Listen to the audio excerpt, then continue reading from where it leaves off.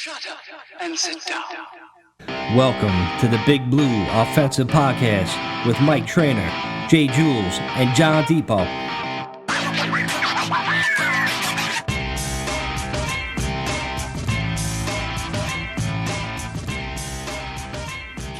Hey, what's up, everybody? What's up, Giant fam? Welcome to the Big Blue Offensive Podcast. I'm Mike. That's Jules. That's John. Guys, we got a lot to get into. Jules, what topics we got to discuss today?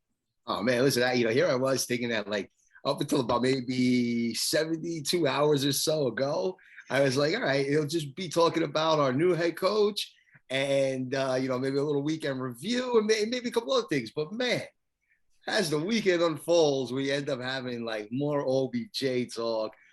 Now, and of course, just in case you haven't heard yet, you're not on social media, you don't pay attention to some of the sports. We definitely gonna have to get into Brian Flores. Oh my God. But yeah, that's what we have on deck. But let's start off on a positive note because, I do believe that when the weekend was getting ready to start, we were getting ready to get into Championship Sunday. And literally the Giants got the news that Brian Daboll is our new head coach, something that I was very, very happy and looking forward to seeing. But the funny thing was, and listen, and this is definitely going to tie into the whole Brian Flores talk when we get to that topic later on this podcast, is that I'll tell you, I'm down here in South Florida, and a lot of Dolphin fans I was running into on Thursday night prior to the news dropping, they were all thinking Brian Daboll was going to get signed from Miami. I mean, Miami was a strong candidate and possibility for Daboll. So, at one point on Friday morning, I was starting to think that maybe we don't get this dude if we don't make this move. And sure enough, Friday evening, the news drops, and the Giants go out and sign Brian Daboll. Glad we got him. Yeah, so that's how that weekend started. A couple of things we got to point out about his press conference. And I don't know if you guys were able to hear that whole 13, 15 minutes or so. I know there was a couple that were like sort of brief and edited that were out here. What was that on? It was yesterday. Yesterday, like I want to say around 11 o'clock, I think, in the morning or so. Yeah, 10 o'clock it was. Yeah. It was like a half hour long if you listen to the whole thing. Okay. Dude's got a personality, if nothing else. He's got a fucking personality. Busting the guys, all the beat reporters, fucking balls and shit like that. He drives not that JoJo did it. He was a character in his own right. But just it wasn't the same Braveheart speech. It was more like, hey, I'm fucking Brian Daboll. I'm bald. I got a fucking fat gut. I got a beard, and I coach football. Any questions? He looks like the part. Yeah. Right? Exactly. And he drives a nice pickup. Cooler Mike McCarthy. Drives a nice blue truck, I thought you guys would have got a kick out of the fact that he called out Matt Lombardo from. Bro, I was waiting. I was telling my boy about it because he doesn't follow the Giants as closely, and I was like, bro, if you listen to the press conference, you're gonna hear him call a guy out for coming late, and I was like, that guy is like persona non grata among Giants fans. Like everybody fucking hates this guy. He's from Philly. He's an Eagles fan. He talks shit about the Giants every possible opportunity. Matt Lombardo. Like a schmuck. Yep. Yeah, Matt Lombardo comes late to the fucking introductory press conference for the head coach. By 4 minutes, he gets fucking called out. By 4 minutes, he comes. Right. He's not in tune with Tom Coughlin time. Well, I mean, to me, like I said, it couldn't have happened to a better guy, in my opinion. And then he was like literally trying to defend himself, like on social media, going like, you had a 90-minute drive. Well, then leave earlier. Yeah, traffic.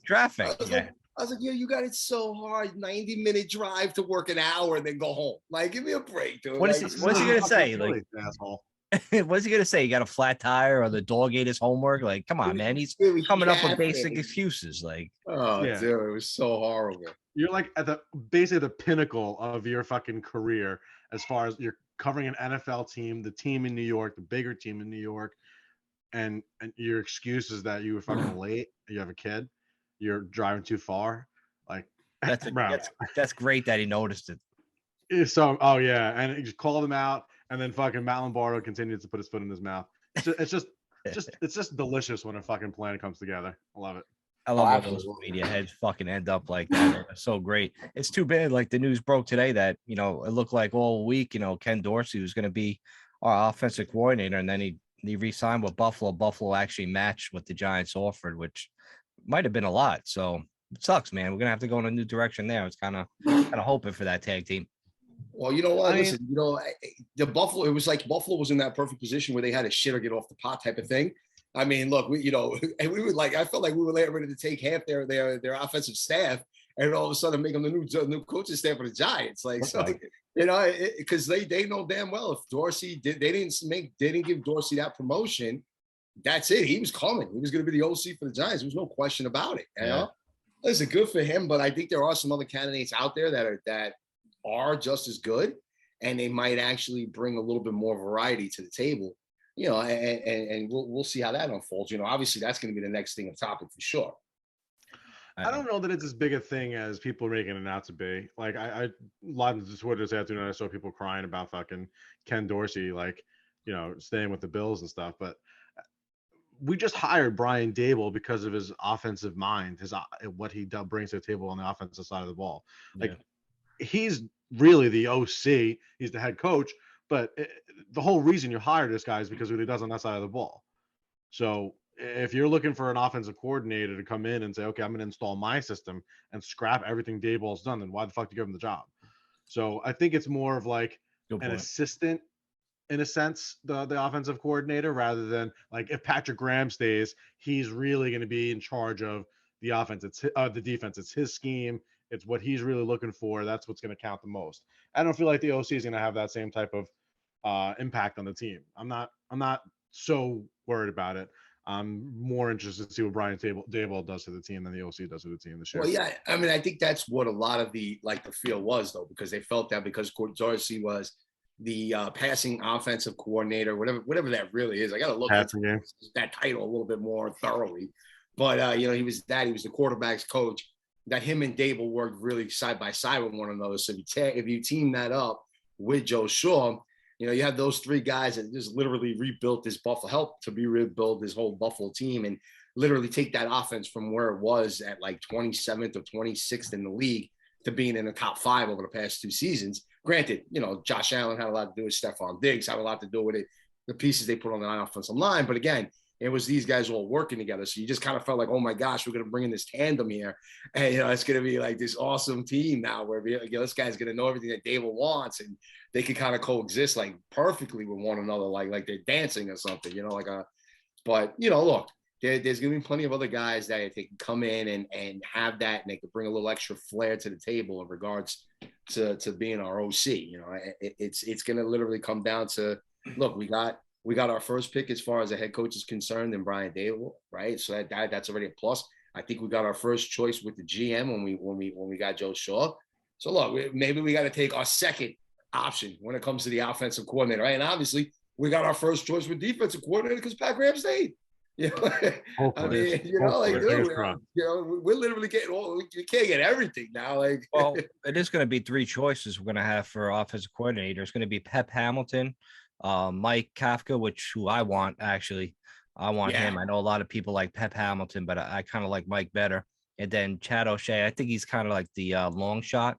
If you're betting, he'd probably be like plus 1,000 odds for him to be the offensive coordinator. So those are the 3 options. So we're going to get somebody pretty soon. And I guess we'll have to, interview a bunch of minority candidates, apparently, just because the Giants want to protect themselves. So we'll see what happens, later on with that. But I'm excited. Pep happens to fit that category there. So, it makes me kind of wonder a couple of things. You know what I'm saying? And make sure they interview him first, then, Jules. Right. Let him be first. So that it seems like the first person in the Giants interview during this whole process seems to be the one that they hire. So maybe if we go after Pep first, maybe there'll be less of this nonsense as far as with all this bullshit that started circulating as of today. Fuck it, let's get right into this because I've been holding back on this for a little bit. We can save the weekend review. We can go over the games later when we finish this shit up.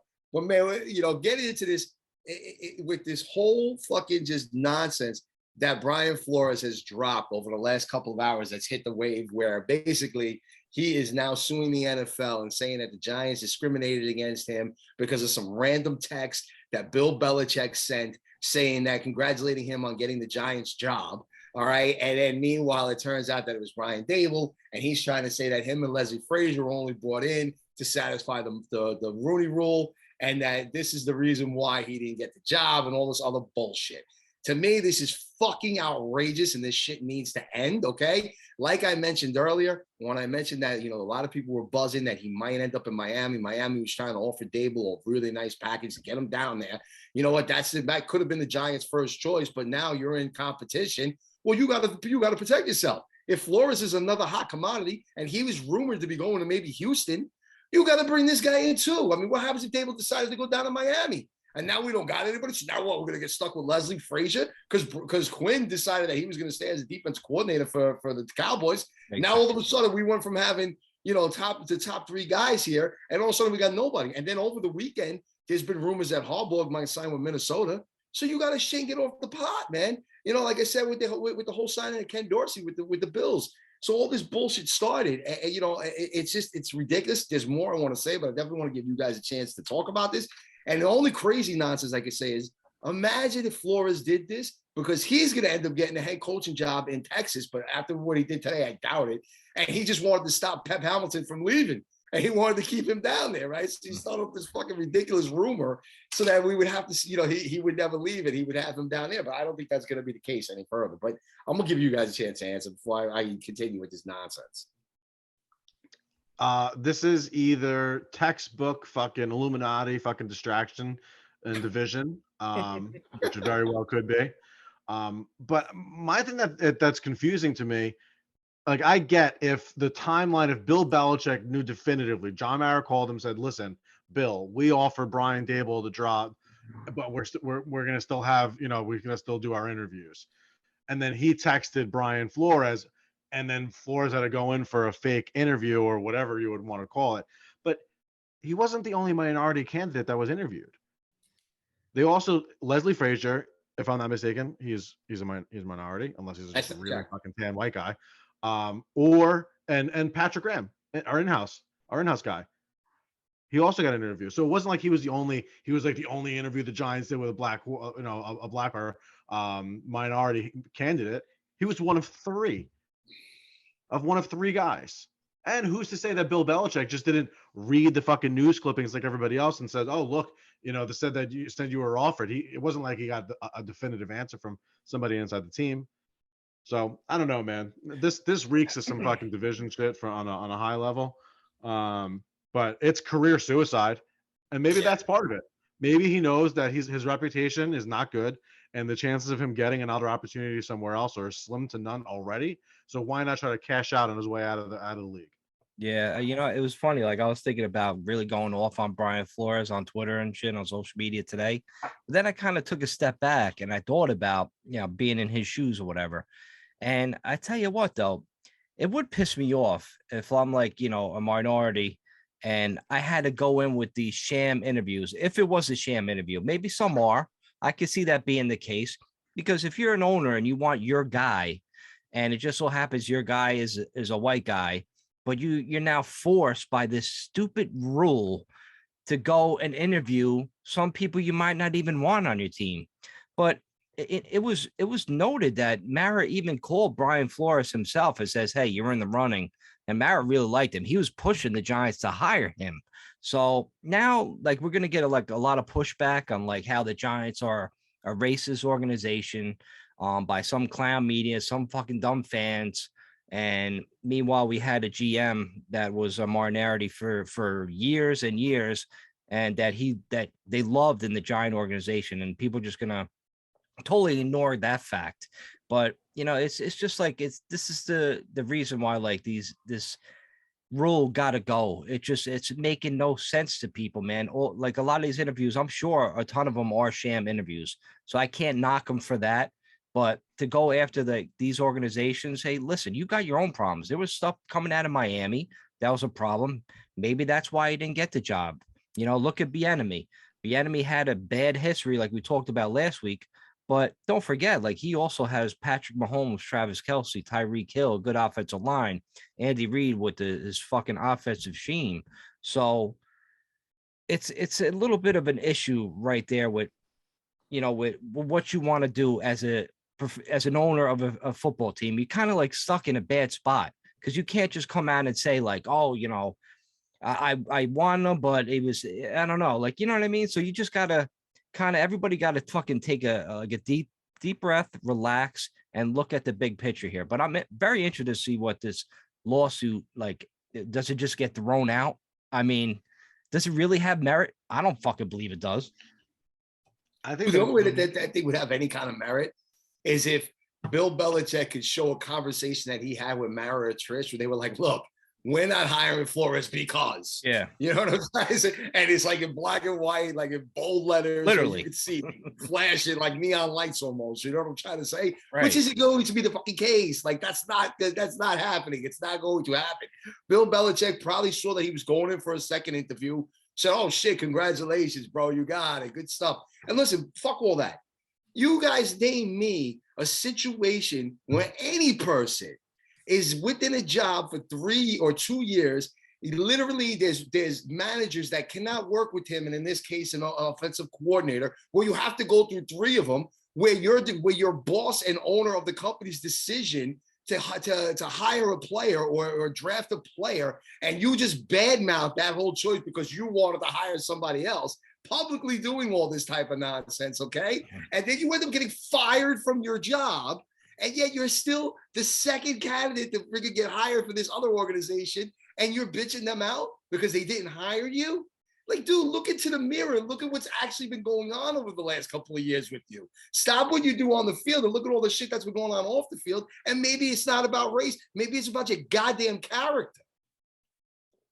Bro, I mean, that's what I'm saying. Like, it sounds like, because Giants aren't the only team he interviewed with, if I'm not mistaken. I think he interviewed a couple of different places. Denver and Houston. And he was the front runner down there. It's him and Josh McDaniels for the job. Why didn't he wait for Houston to make a decision, right? If Josh McDaniels gets hired over him or some shit.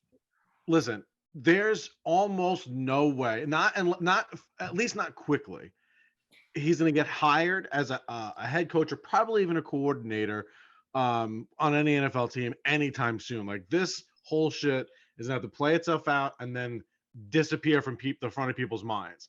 And then it's gonna be like, oh, but remember that happened, 7 years ago with fucking Brian Flores, that whole shit. Yeah. You can't. You go and try to take your employer to court actively trying to fucking work for them. Like, that's not going to end well for you. So he had, like I said, he had to know that he just burned the bridge going out. Whatever he can get out of it, he can get out of it. Chill for a couple of years, and then fucking maybe go to some college somewhere and start a program somewhere else. I don't fucking know, man. But it doesn't make any sense that way you're actively pursuing, your life's dream, that you would throw it all away in one shot because they hired somebody else. Like that, if you're that much of a sore loser, like, I don't know. I was all in on Brian Flores, to tell you. Yeah, I wanted him. I wanted him on the Giants squad. It's kind of what I was saying. Look, I was wrong. I was fucking wrong. The Giants, like, organization, like, I think we could all agree. I think they got it right, obviously. And because you said that, they got it right in the hiring. There's other crazy nonsense out there. Ready? Michael Parsons is going to blow up next season somehow. He's going to do some crazy off the field shit that's going to fuck him up. And that's why the Giants didn't draft him. So fuck you, Dallas. Sorry, that's just me just ranting about that pick. But anyhow, it's coming. Listen, I mean, look, maybe this would have a little bit stronger, like a stronger audience, right? If he was like, if all of a sudden Houston was down there and they were like, yeah, he's our guy, he's leading this, and then all of a sudden, bang, Josh McDaniels gets hired. Right, like then it would be like, all right, wait a minute. Here I am. I'm supposed to be the guy that's going to get the Giants job, and Brian Dable gets hired. All right, cool. Now I'm down in Houston, and here I am. I'm going to be the guy again, and I might get this job, and boom, Josh McDaniels gets it. Then he could step back and kind of be like, all right, what the fuck, man? Am I being blackballed because I had issues down in Miami? Look, now you got a case. But for him to just turn around and start coming after the Giants, I'm sorry, man. This dude sounds, and I even tweeted this out. He sounds like one of these like spoiled rich kids that are having a temper tantrum, throwing themselves on the ground, crying because they didn't get their way. Man, I wanted Herbert. You made me draft Tua. I didn't like this offensive coordinator, so I want another one. And then he gets fired. I wanted the Giants job because I'm from Brooklyn. You know what this thing does? It puts merit into what everything that people were saying about him before Miami. It puts merit into that. That's what it does. Yep. Thank you. For sure. You know what I mean? Like, bro, we no matter what you do in what career it is or what you try to hide, if you continuously are the person you are and you don't try to change, it's going to come out. People are going to see it. There's only so much that can be hidden. There's only so many times that people can let things slide and pretend that this isn't an issue and, ignore it or let your talents speak for themselves and ignore the other things that come with it. And after a while, man, shit hits the fan. I mean, bro, why would you ever, if your dream job is to be with the Giants, come out and try to now sue the NFL and go after this whole thing and make it seem like the Giants was the reason why you didn't want to, like, it's their fault. Like, this is the reason why you're in this situation. He could have ended up a defensive coordinator. Patrick Graham got a head coaching job like next year or even this year, for Christ's sake. So he kind of fucking blew that fucking shit out the window, man. Well, like, who's fucking partying right now is fucking Tua. Tua invited everybody he knows over his house. He's like, I told you, motherfuckers. This guy's a real asshole, man. Real piece of shit. So I think the biggest thing of merit, or at least the real, shocking, not how much shocking, I would say shocking. The biggest thing that should come out of this, maybe that's the way to put it, is the ideas that, or the rumors that fucking the owner of the Dolphins was paying them $100,000 a game to lose and better the draft pick.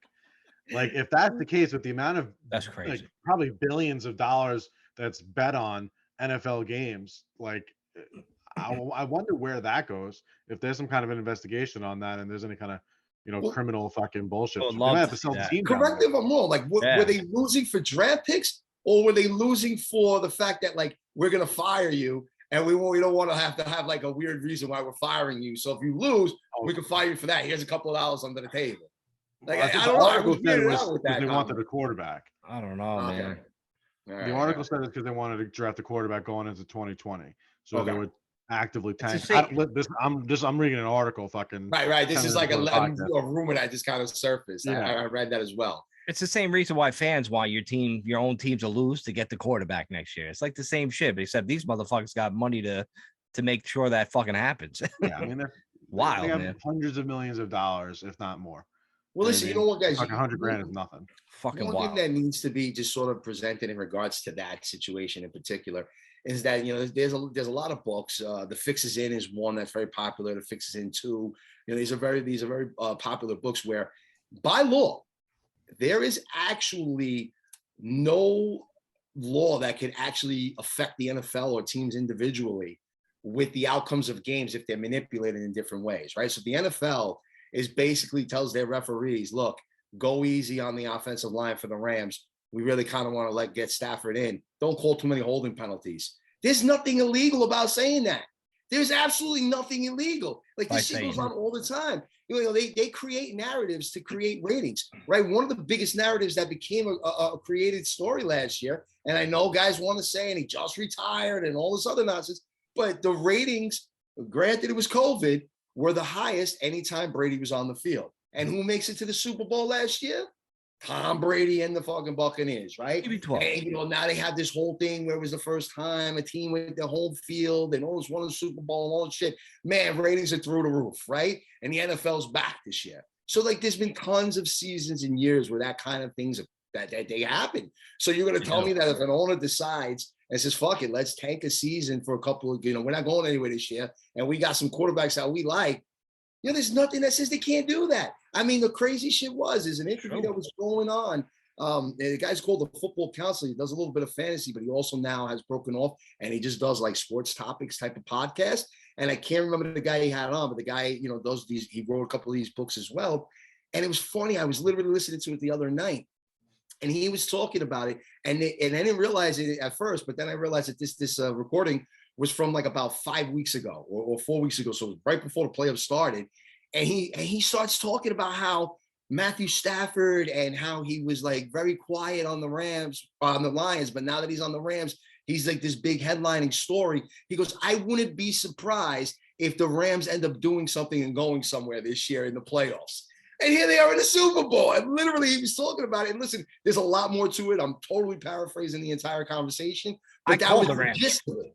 You know what I mean? And here it is where like they're putting this in. And you could tell that almost that no matter what, the NFL also wanted like this underdog team in the Super Bowl. And it should have been Buffalo Bills, so that if Buffalo did pull out the win, they had the better offensive profile team than Cincinnati. But at the end of the day, the NFL did not want Kansas City in that final. I mean, look, it took 13 seconds and then for them to get the coin toss for them to have a shot at winning that game. You know, and it was just ironic that literally it was 13 seconds it took for Pat Mahomes to throw an interception and Cincinnati to come down the field to win.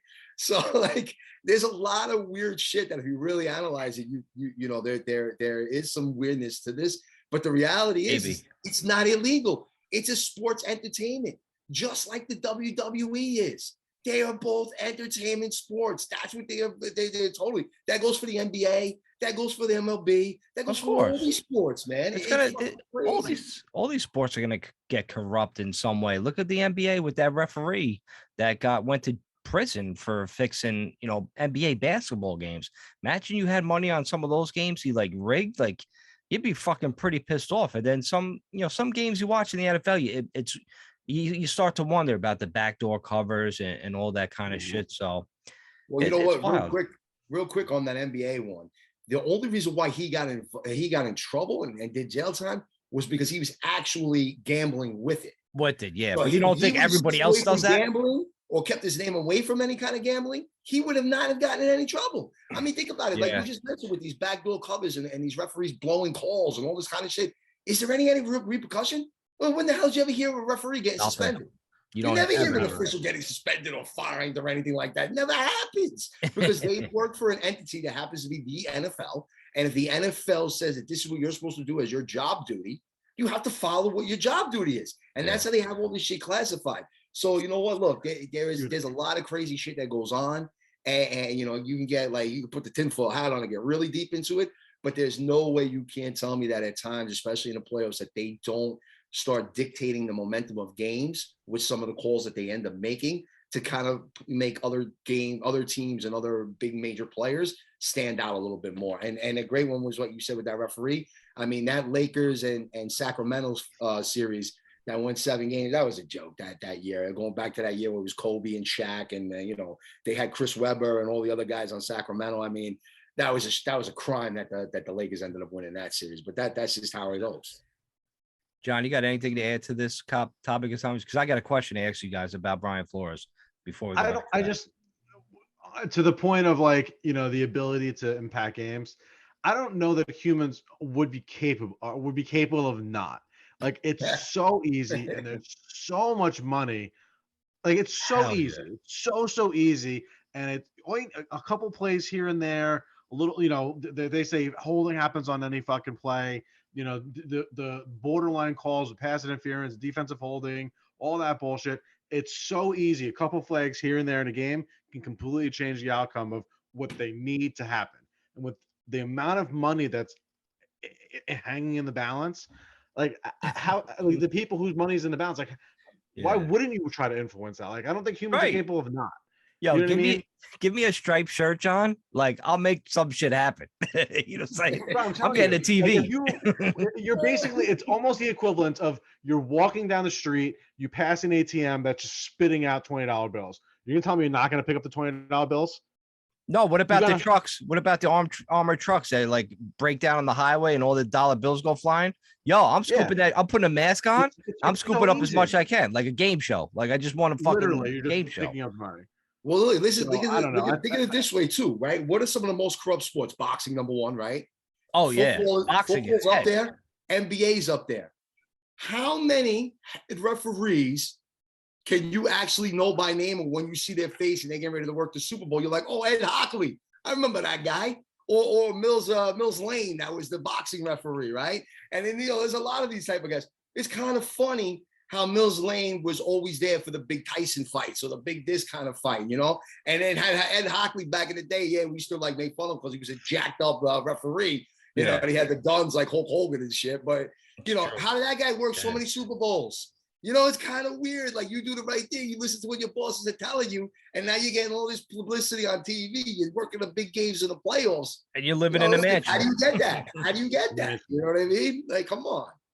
All right. So we're 30 minutes in. I think that's enough time that was gone by. We have to at least acknowledge that Tom Brady retired. really retired. I overshadowed it. I said it when I was talking shit about him. There was more pressing news, I did. guess. I mean, Tom, 22 years of literal American history greatness. And we'll go 30 minutes in talking about fucking Brian fucking Flores. But congrats to the GOAT. Thank you for those 2 rounds. Thank you. Very generous. I'm very curious to know what Mike's question is for us is too, as well. Well, in true Tom Brady fashion, of course, he retired on Saturday, but then had to like wait 3 days with all these rumors circulating, his dad tweeting shit out for him to officially retire today. So whatever, fuck you, Tom. That's the type of fucking arrogant he is. I didn't even think about bringing this up before, but I was reading his like long, like on Twitter, they had like all those like slides or whatever, with what he said, and he thanked everybody in the Bucs organization, Bucs fans, this and that, and then the entire fucking essay that he fucking wrote did not mention the Patriots in any way, shape, or form. Not Bill Belichick, nothing. In his entire like goodbye speech, He tweeted at him. He tweeted at them later on. It was, okay. After the fact, but you would think like 20 years. Then they're gonna have You a know what I mean? ceremony and all that bullshit. But yeah, I got nothing to say about Tom Brady. I'm like, yeah, he's just he's the best fucking quarterback to probably ever play the game, to be honest with you. I mean, the way he won, I mean, he didn't have a losing season, but I want to play like a little thing. I don't know if you guys, Eli Manning sent out a little message to Tom Brady. You guys want me to play it right now? Just let me know if you guys hear it. Hey, Tom, just want to congratulate you on an unbelievable NFL career. 22 years, 7 Super Bowls, multiple MVPs. I mean, really, no one did it better than you during your time. And so it was an honor, privilege just to watch you compete, watch you play, and to do it at such a high level for so long. In your 22nd year, you were playing as good as you ever were. So, just unbelievable to watch you win a Super Bowl. When I was in college, I got to watch you win a few while I was in the NFL, and I saw you win one when I was retired. That's a pretty impressive career right there. So good luck in retirement. Congratulations on an unbelievable career, and appreciate your generosity and at least sharing a few of those Super Bowls with me. All the best, pal. I fucking love Eli Manning. Eli is cool shit, man. Now you can see Eli's personality come out like later on after he retired. Like you could tell like why people liked him in the organization and in the locker room, man. He's a fucking goofball, bro. It's funny to think of like just if you isolate him physically, 6'5", 250 or whatever it was, 240 pounds. Like that's a big fucking dude. If you just see a dude like that walk on the street, you say that's a big fucking man. You wouldn't think of like somebody that size, athletic build or whatever to be like a goofball like he is. And then you look at 16 years in the public eye being so buttoned up, so like just business and stuff like that, and you hear like things here and there like from his personality. But now after retirement, all he does is crack jokes. Like all the commercials that he's in, he's fucking, as the kids say, living his fucking best life, man. It really is awesome to see. Just more Eli Manning the best. When they did that Monday Night Playoff game, they had Peyton and Eli on, right? And I was watching that for the second half, basically. And dude, Peyton was just going on so much in the fourth quarter. He was just yapping. He finally just like muted him, and like you can just see Peyton talking, and he's like, "What's going on?" And then like Russell Wilson doesn't know what to do, and he's just like, "Yo, dude, I was getting tired of listening to him. Why don't you and I just talk for a little bit?" He's like, "I put my brother on mute." I'm like, dude, that's hilarious. Peyton Manning got caught. He's like, I can't hear shit right on national TV, man. The fucking guys are great. But I hope they bring that back. I hope that's like a thing that goes on. Well, I think I'm positive it's definitely next season for sure. So that's definitely something to look forward to this coming season. But they're gonna have to start paying him big bucks, bro, because the more that's around, and especially if they keep they got to figure out like which guests to get that are the right guests. Like, I'm all for like having people come on and stuff like that, but maybe a little more pertinent to fucking, either football, sports in general, something like that. But when you got people like Condoleezza Rice coming over, it's like, what is she? I know. Yeah, but don't forget, I think it was like from because they didn't want to interfere with too much of the season, but I think it was like from weeks like 8 on or something like that. Every player that they had on that was on, like I guess during their bye week, yeah, lost the following week. Everybody. Really? Madden the curse. whole team, like the whole thing. So now, like, they're like the new Madden curse. It's the Manning curse or whatever. So if anything, like, there should be a couple of players like jockeying to do it just to see if their team ends up losing the following week. All they got to do then is just Madden schedule curse. the quarterbacks that have already played on Monday Night Football. So that would be fun to watch for next year. But like you said, yeah, man, what a clown he could be at times. It's great. Hey, listen, congratulations, Tom Brady, man. But real quick, guys, before we take a quick commercial break, I have a question that I want to ask you guys about, the whole Brian Flores situation. Let me just throw this question at you. I want to get you guys' opinion. Now, say Brian Flores did become the coach of the Giants, right? And he wanted Deshaun Watson, his guy. He wants his guy to be his quarterback. Now, Deshaun Watson's black, right? Now, if they just get rid of Daniel Jones being a white guy, would people have that same conversation to be, oh, that's racist because he wanted his guy? No, he just wanted his guy, a guy he trusts at quarterback, which is Deshaun Watson, which he's fucking awesome. He just wanted his guy. Now, why can't that exactly the same sentiment be said about John Mara or the Giants organization just wanted his guy? Or really, Shane just wanted his own guy. Why do people have to throw that into the mix, man? Like, I don't think it's fair to the Giants, to Denver, to Houston, for them to have this lawsuit out just based on that fact. Bro, it just seems like anytime race comes up in the NFL, the Giants are always involved with it in some way. It just doesn't make any fucking sense. They've honored like a couple of dozen fucking minority fucking players. They've had minority executives. Jerry Reese was in there. Minority coaches up and down all over the fucking building. Like, I don't get it. And the other thing that's funny about it, like, even now, even after fucking 6 years of mockery, fucking people still think that the Giants is like a destination to go to. How great of an organization they are. How well the Tisches and the Maras treat their employees, both player, personnel, and everything else in between. Like, they're held in such like prestige, and yet every time they talk about a black quarterback, every time they talk about a black coaching hire cycle, coaching cycle, it's always the Giants are in there, and they're just like,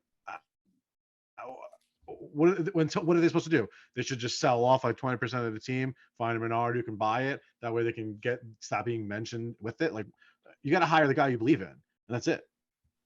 I mean, I just think with this whole Flores situation was circumstantial, because I really don't remember hearing too much outside of the fan base and social media and some obvious, media like personalities that ever want to bring up any kind of racism when it came to like the whole OBJ thing and everything else there.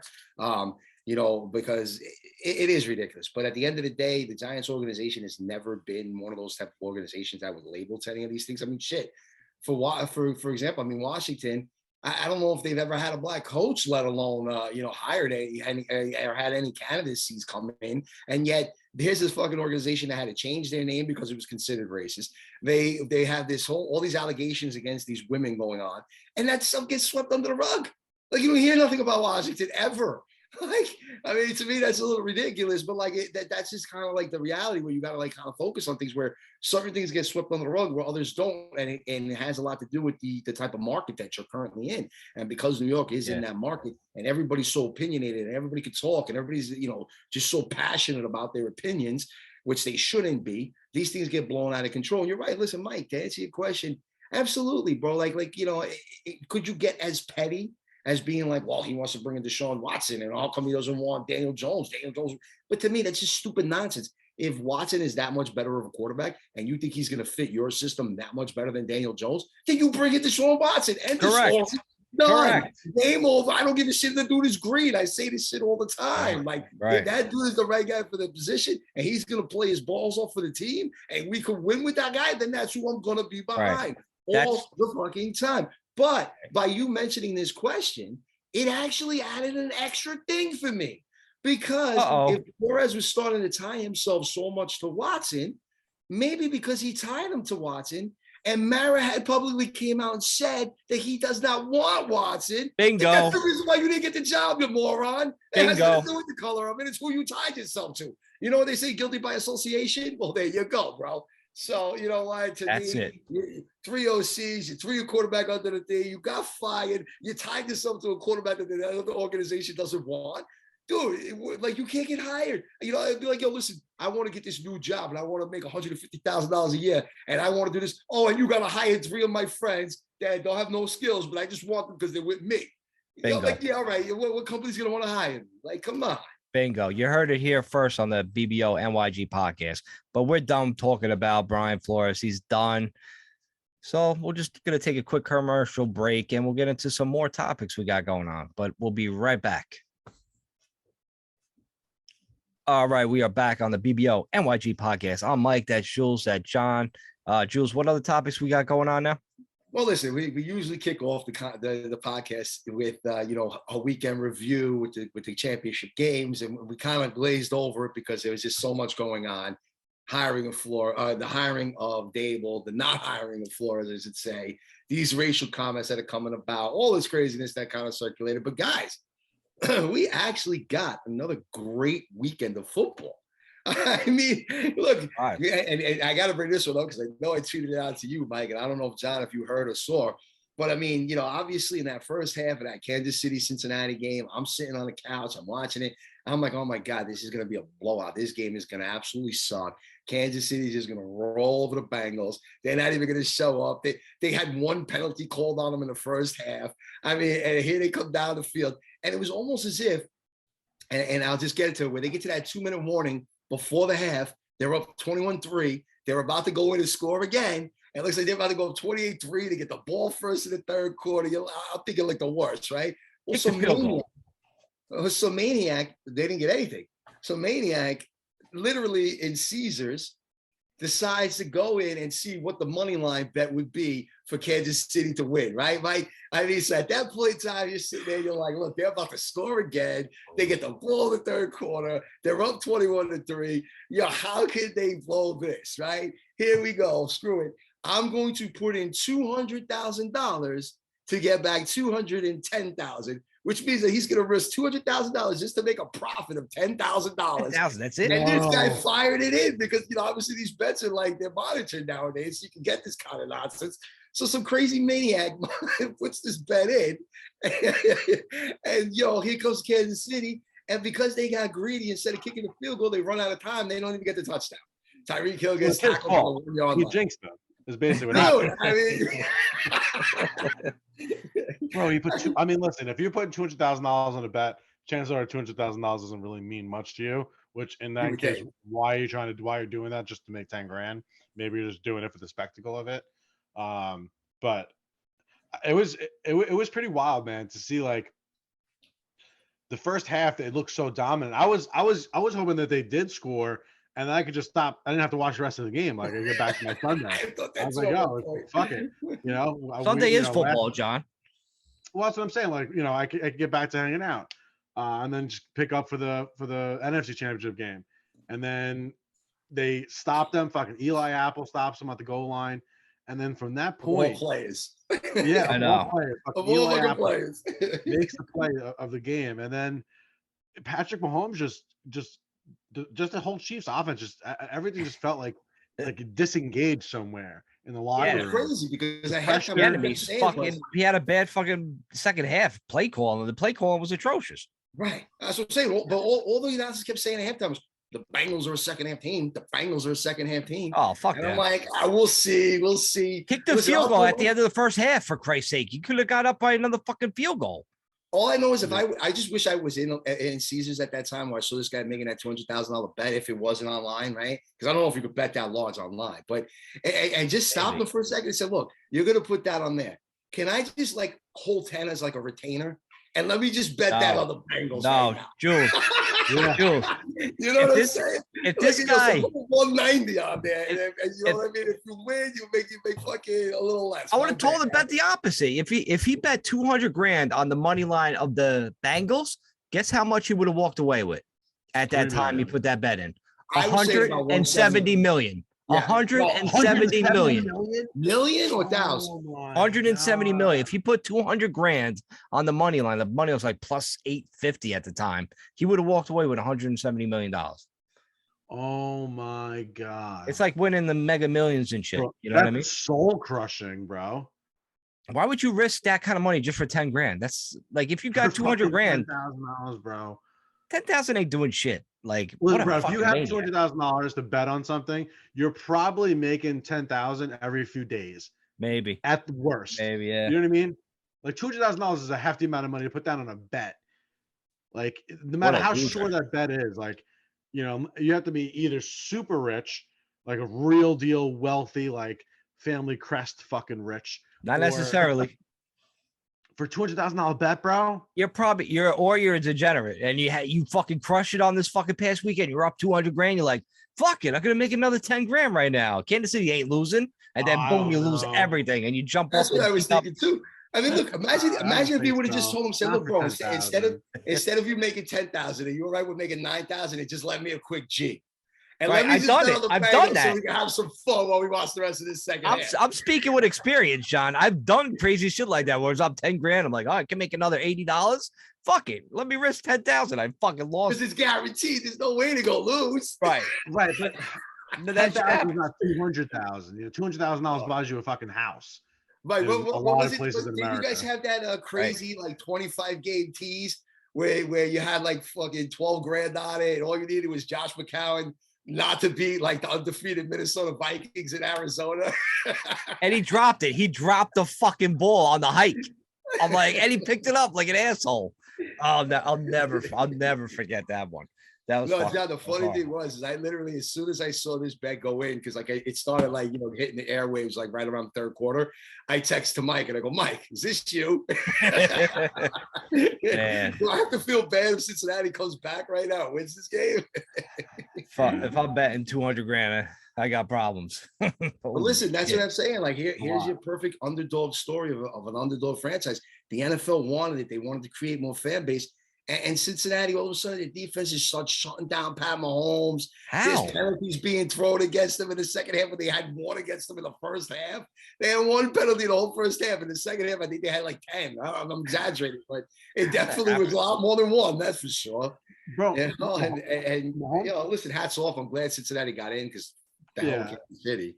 It was cool, like because I just sitting there watching like the Bengals fucking celebrate and stuff, and then they're showing like the bar in Cincinnati and shit, and like they're all losing their minds and shit. It just put me back to 2007. February 2nd, 2008, and just sitting there on the couch fucking screaming and yelling at my friends like we're going to the Super Bowl. And it was just a nice moment to kind of to say fuck. I wanted to say something else and I completely fucking. Well, listen, and also too, how ironic is it that Kansas City somehow with 13 seconds goes down the field, kicks a field goal, and sends the Buffalo Kansas City game into overtime. Then on purpose, you can tell that the Cincinnati guy calls, heads because tails lost last week with Josh Allen. And what happens? It falls on tails, right? Right. If anything, you probably should have done tails again because the likelihood of it being heads and heads is a lot less, right? I think, but I don't know. I'm not great with probability. Actually, it's not. It's the exact same, but. I know it's not 50-50, so the probability does change slightly. But with that said, but then Kansas City only had the ball in the overtime period for 13 seconds. How fucking ironic is that before he throws that interception? I mean, dude, that's pretty crazy. I know they put it up because Kansas City was bragging about that 13-second shit. They were putting up billboards. They had like 1 million T-shirts printed out. And like all of a sudden, bang, 13 seconds. That's so coincidental. It's so weird that very dude. It's scary, bro. It's so scary. It makes it hard to like. It's just bordering on that like fucking uncanny valley, so to speak. It's like, can that really happen just organically? Like, is that possible? Like, that's so Hollywood. Like, is it really like that? I don't know. Kind of makes you think, right? Like with the conversation we had earlier, dude. I don't know. You don't want to like think about it though, because it cheapens like the thing that we all love. Like we're all sitting here on a Tuesday night recording this podcast because we love football, and the idea that it could be scripted down to stuff like that, really kind of takes some of the luster off of our little hobby here. For real. But it's hard when you really take a look at everything. That it's like a play. Listen, you know what? I don't think it could ever be scripted to that detail, where it's like sort of like it is with the WWE. but I think I wanna see it like that. I think they can definitely affect outcomes. I mean, look, all you need is one or two pass interference plays, one or two big holes at the right That's moment, what I'm saying. and that just Yeah, changes the whole dramatic of the game, right? Yeah. You know what I'm One saying? play, really, is It's what a- it comes down to. Yeah, it's like a fucking orchestrated play and shit. It's bullshit. Yeah, Yeah, most I mean, 'cause, most dude, games are within a touchdown or so. It's one real possession for that one decides or two, most they games. always say So that. Yeah, they always yeah, wanted to. all you need is the Always right one or timed two. penalty, and that's it. I mean, listen, I think it was like the second Bengals drive in the end zone. T. Higgins was basically like almost getting like held, like he was trying to make that, almost make that one-handed catch. It's because his other arm was being held, and they didn't call shit. They were like incomplete pass. Like, Yeah. they what? It's like your man had to reach outside. He was like he had to like extend out because the only way he was going to catch it was with one hand. He only had one arm available at the time. You know what I'm saying? Like, and he got held and whatnot. But look, they still won. It's going to be an exciting Super Bowl. We'll make some of our predictions in regards to that. But then we had the nightcap of the game. Yeah. You know, I Make listen, my money back, baby. You know, I did have Cincinnati. I have to admit, I took them in a parlay, and you know, normally sometimes you'll hedge the parlay, which for those of you who don't bet means that all right, all you have to do is secure the amount that you put down on the initial parlay, because a parlay will usually pay you somewhere in the neighborhood of like 2.5 to 1, sometimes better. So you're going to double up anyway. So if at least you win your bet, you can't lose, right? And instead, I doubled down on the Rams. I went the opposite way. It was like, yo, there's no way they're not getting it there. Money And line? of course, no, I brought them down to 3. Okay. Thankfully. All right. So that because I didn't want to kill too much of my odds. Right. And I ended up pushing on the double down, but I hit on the parlay. So it worked out for me in the end. But won another great game. You know, I don't remember the exact number, but if I'm not mistaken, that in an NFC championship game, the biggest deficit that a team ever came back from in the fourth quarter was 9 points up until this past Sunday, because the Rams overcame a 10-point deficit. 17. So I mean, listen, that turned out to be it was a boring first half, you know, and the second half was exciting. You know, it was real exciting. Two great defenses. San Fran, man, San Fran. I tell you, if they had any kind of quarterback play, I know we said this on the podcast, is like Jimmy Garoppolo, man. He's such a liability on that team. And that the way that defense is, that special teams, now there's articles coming out on Yahoo Sports about how like the 49ers doubt Jimmy Garoppolo drove them to pursue Aaron Rodgers and draft Trey Lance. I mean, that's why they drafted Trey Lance. He has more of an upside to this fucking guy. Garoppolo's 30 years old. We know who he is.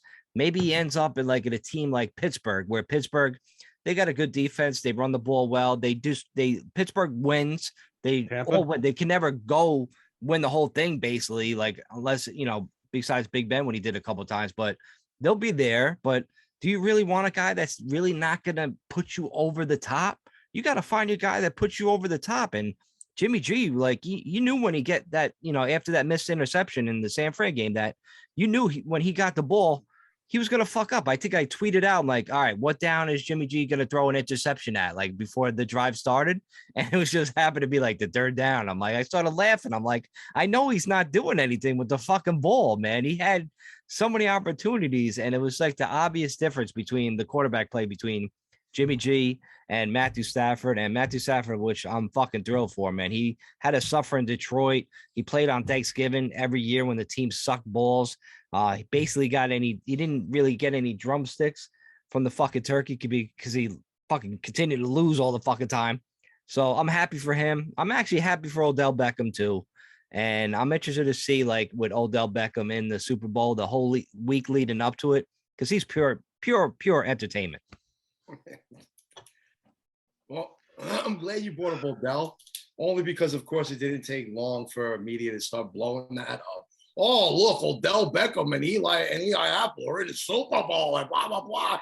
Look, the reality is this. We always knew that Odell was super talented, but the guy was immature, period, stop. When he was with the Giants, he was immature, and it has nothing to do with the fact that he talked shit about Eli Manning. Yes, that didn't help his case. Yes, that made things look even worse than they were. But the reality was that he was a young guy who just blew up in New York City, got all this publicity, and couldn't handle it. He was too young. Right. You know, so he couldn't handle the press. He couldn't handle the publicity. I mean, he's fighting with a kicker's neck. I mean, come on, dude. It was ridiculous. He's pretending to take a shit in the end zone. I mean, probably he's doing stupid. He was pig, Jules. Or whatever, dude. You know what I'm saying? Like it was ridiculous. Like I think he realized when he went to Cleveland that he was that immature and started maturing a little bit on Cleveland. But started. Was it? I don't think he was. Jules, like let him go, and he went to the Rams. He got humbled because he's like, holy shit. I don't think so. Here's two teams that let me go. And I mean, look, him hugging people on the sideline at the end of the game. I think just because he's winning, Jules, that's why he's humbled. Just because he's winning games, because your true character comes out when you're fucking losing. Right? Come on, man. Character. Like, what the fuck? Of course he's not being a dick now. He's playing the Super Bowl in a week and a half. I know. I'm still rooting for him, though. I gotta be honest. I don't know. I mean, I guess it's cool to see fucking, the entertainment factor, see what comes out of it. But you're like, fuck Odell. I'd rather the Giants be in the fucking Super Bowl than Odell. I'll tell you. Oh, hell yeah. I mean, without doubt. No doubt. Look, I mean, the crazy thing is that, Cooper Kupp had an amazing season as a wide receiver. So you want to get behind players that have those kind of standout seasons. Matthew Stafford going from such a lousy team in Detroit. He never won the big game in college because, he played for Georgia and Alabama, always shitting on his parade, or Florida or one of them other schools, and then he went through the whole thing with his wife and everything else. He had a lot of personal issues off the field, so you get behind that kind of shit. Whereas the only thing that I sort of feel bad to say is Joe Burrow's only in his second season. Kid's got a brilliant fucking bright career ahead of him. And I'm not even going to put any kind of jinx, except for, you know what? They said the same shit about Dan Marino going into the similar situation. The rookie made back in the 80s. Where they're like, Marino, don't worry about it. You're going to be a guy. You'll be back in the Super Bowl. Don't worry about it, dude. And then my man never got back. I hope that guy doesn't happen to Burrow. But, with that said, that's literally the only thing said about Cincinnati. Their coach is young. Their coaches are like 35 years old, I think, or something, or 38 years old, something like that. He was part of McVay's team when they went to the Super Bowl a couple of seasons back. Right. You know what I mean? He was his OC back then. So the guy comes from a good tree lineage. They got Mixon, they got these guys. Everybody loves Jamar Chase. I get it. That team is good, man. They got a couple of pieces on that offensive line, and look out, man, they shouldn't go anywhere in a couple of years to come. But I definitely want to pull and hope that the Rams can kind of finish this. I like McVay as being a young and upcoming coach. I'd like to see Stafford get a ring in this situation. Cam Akers coming back after tearing his Achilles, and he's back playing in the Super Bowl. They got some good stories behind them too. Right, they do, and they got the experience too. The Rams got the experience. They've been there before. Cincinnati, they might come out and they might be shook. Remember how Goff looked shook in his first Super Bowl with the Rams, and he kind of held that team back? I could see the same thing happen. Like the Rams, I think they started off like -4, and then they went to 4.5. Like I'm betting the Rams money line to win the Super Bowl. That's it. Are they at 4.5 now? I know latest they opened at 4. They definitely opened at 4. I seen it move to 4.5 last night. I don't know if it went back down to 4, but I think that's the bet. Is just taking the Rams. And we really gotta get into this the pick 'em pool right now. This is gonna be the last week where we could bet a Super Bowl week in 2 weeks, but we can't bet on the Pro Bowl. No, I mean we can bet on the Pro Bowl. We can, huh? You know what I mean? But not on this website, but this website. We can't. No, we can't announce it. We can't decide after air. We're gonna have to decide what we're gonna bet because we don't want people listening because this is gonna be the last week. So we have. Rob is in first place. We can give an update on the standings after the championship round, though. Where are we standing? Well, right now, like Rob is at 12,162 shares, right? King Glue is at 9,300. We're at 3 with 8,700. Then you got CM 413 at 36. Then Nancy's at 33. And then you got guys at 0. Jeff is one of them. Damn. He's at 0. He can't bet no more. Then you got a couple other guys at 10,000 only. And so we got to go with our gut. I mean, I kind of gave it away like I want the Rams. But the fact that the Rams game finished at 3, right? And we had the stupid 3.5 and we couldn't buy that point down. Right. You couldn't buy the point. If we had it set up where we could have brought that point down, I think we'd be up right now. We'd probably be in first place or at least close to it. Unless they threw that same bet in too, like from listening to us. So we got to keep it hush hush. Yeah. When we bet this, week. you know, I think through this week and next week's pod, we'll probably drop some hints as to where we're leaning. Yeah. But you're right. But on this, man, we can bet the Pro Bowl. Let's put it on the over. Baby. Yeah. No, that's for degenerates only. But it's on, right now on this website is the Rams are -4. The money line's -195. Bengals, if you take them, they're +163, and the over under is 48.5. All right. And now let me So ask we you, got some time to think about it. Take the Bengals last week? I thought I did. I know I went heavier on the Rams, but I don't recall. I think that was a week before you took the Bengals money line. I don't think you took them against Kansas City. Yeah. No, I don't remember betting Kansas City, but I thought I put a little bit on them with the points. But that's it. So next week we'll figure out what we're gonna do, man. Listen, Super Bowl's always fun. To me, you can't even look at the lines unless you're trying to get in on something early and you really think they're gonna change. But they don't generally sway that bad, that big. You know what I mean? So it's gonna be the most it'll probably go up to is about 5, and the lowest it'll go down to is probably 3.5. I don't even think it will go down. It'll most likely go up. Yeah. You know what I mean? But that's just how the Super Bowl is. I mean, Super Bowl is supposed to be about all the prop bets. Coin toss and this bet and that bet. Who's going to be the MVP? And, you have fun putting those kind of bets in. Obviously Stafford and Burrow will probably be the top 2 favored. And then, you're always better off betting on a defensive guy or a receiver because you usually get more money for your odds, more bang for your buck, if you will. But, that's what it's all about. And then the boxes. I know, Mike, you're in a bunch of boxes, right? Been a ton of boxes. I can't. So I don't even care who wins, just as long as my numbers hit. Yeah, right. Well, that's what you got to do as a Giants fan right now. John, you win any boxes? Yeah, I got a few boxes. My brother and my cousin that we got. Didn't even send me the fucking whatchamacallit. Yeah, I don't even know where we are.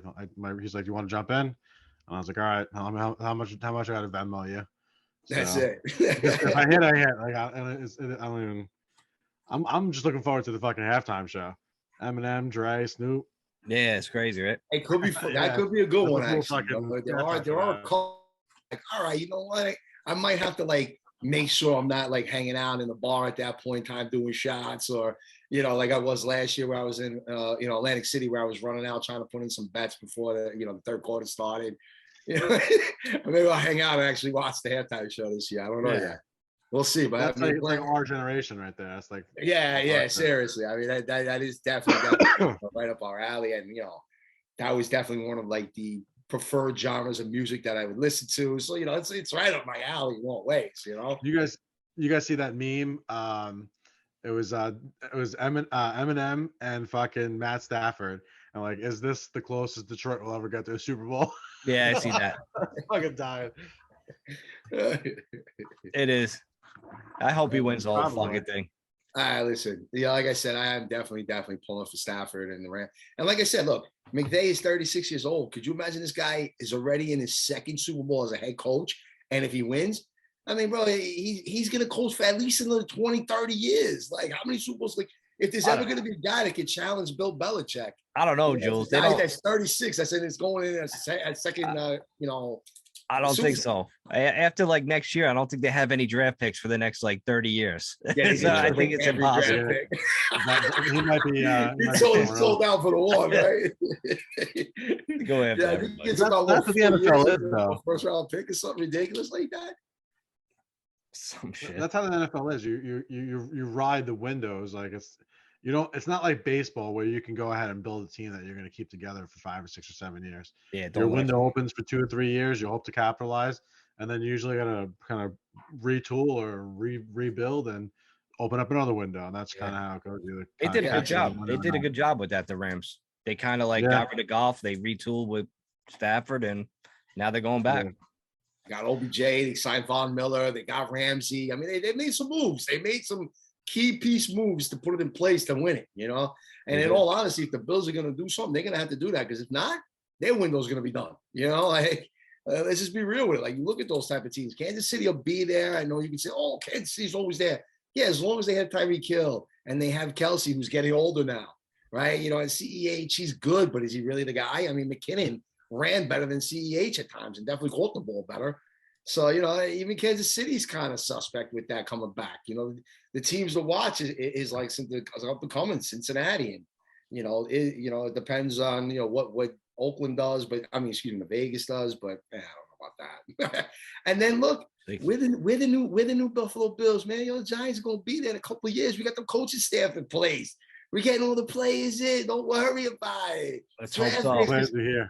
Guys, we got to start thinking that too, So probably, I guess, maybe the week after the Super Bowl, whatever, we might have to throw in our early selections for draft picks. You know what I mean? What we should really do, who we like with, number 5 and number 7 overall. And, start throwing out those names early. And then, then we'll get the combines and all that kind of shit going on. Then we'll really get behind the guys we really like. But it's always fun to throw out a couple of names early. I mean, look, I saw a couple of mock drafts where, I don't think this is going to happen, but the kid from Oregon, he fell somehow to 5. Look, if that happens. I don't know about that. Yeah, I don't know about that either. But realistically, the left tackle for Alabama, Alabama rather. Yeah, sorry. Alabama. That's realistic. Him falling to 5 is becoming a little more realistic. Do you make him do you make him a right tackle? That's a lot of stuff we could talk to in a couple weeks. Yeah. I'm just saying. But it's getting there. We're starting to get to that point of the season. There's one game left, and then it's all about the off season and building, right, getting this. It's just wild how fast fucking time goes, huh, guys? Right? Seriously, I jumped on with you guys in the middle of the 2020 season. And we went straight through that season, through an entire off season, and now went through a full season. Yep. Like that. It's fucking wild. Yeah, it's gonna be. It's before it's gonna be April. We're gonna be getting drunk on a live broadcast where we're going over the NFL draft together. Right. Right. Yeah. That'd be another 4 hours. Actually, that's not my mom's birthday this year, so.